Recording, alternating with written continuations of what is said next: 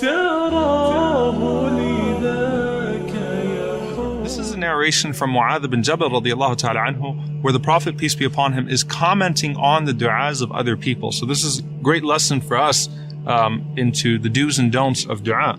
So he says that the Prophet ﷺ heard a man supplicating, and he asked Allah subhanahu wa ta'ala, he made in his supplication, Allahumma inni as'aluka tamama ni'ma.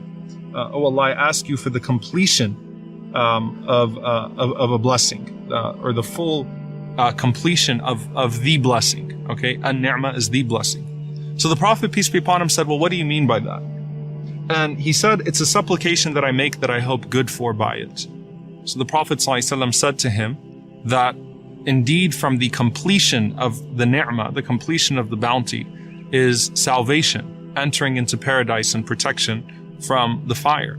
So the Prophet ﷺ was not negating his dua. He was saying, just make sure that you intend by that tamam al-ni'mah, that completion of the bounty, the ultimate bounty, which is salvation, entering into paradise and protection from the fire.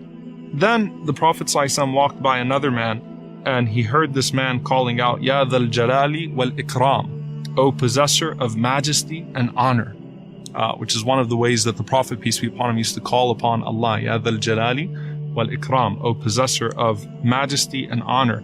So the Prophet ﷺ responded to him and said, you have been responded to, so ask. Then the Prophet ﷺ heard a man making a dua, Allahumma inni as'aluka as-sabr. Oh Allah, I ask you for patience. I've gotten asked this question many times. Can I ask Allah for patience? Is it a good thing to ask Allah for patience? So, oh Allah, I ask you for patience. The Prophet ﷺ says, Sa'alta Allah al-bala, you have asked Allah for hardship, fasalhu al-afiyah, instead ask Him for ease. There's a lot in this dua, a lot to unpack. You have asked Allah for test and trial, instead ask Him to be spared. How do we reconcile this? Don't we want to be from as-sabirin? Don't we want to be from those who are patient and attain the level of patience?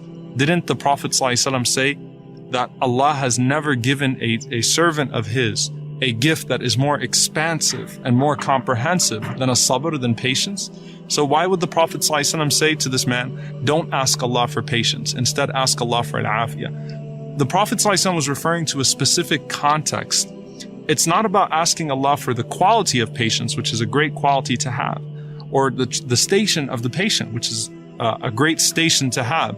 But in this situation, when you're going through a hardship, instead of asking Allah to give you patience in the hardship, ask Allah to remove the trial and demonstrate patience in your very being.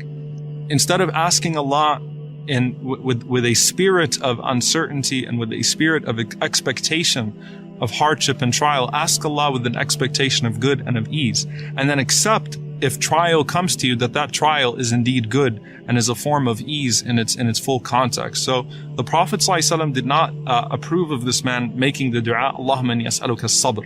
Oh Allah, I ask you for patience. Instead, the Prophet ﷺ taught us to ask Allah for afiyah, to ask Allah to be spared, and then to take with grace and patience whatever comes our way.